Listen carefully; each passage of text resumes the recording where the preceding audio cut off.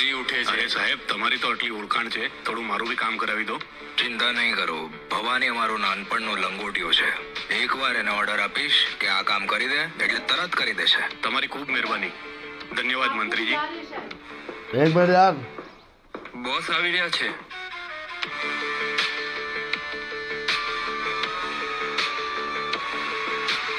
બેસો। શું કામ હતું? અહીંયા આવ્યો તો વિચાર્યું તમને મળતો જાઉં। શું વિચાર્યું? શું લાગે છે અમે ખાલી બેઠા છીએ? મારી નાખીએ। નહીં નહીં નહીં નહીં સુહાસ, જવા દે, મંત્રીજી છે, બીજી વાર આવે તો મારી નાખજે। અરે મંત્રી, અમારો એક ખાસ માણસ જેલમાં છે, એને તરત છોડાવવાનો છે। તમે ચિંતા નહીં કરો, એને તરત છોડાવી દેશું।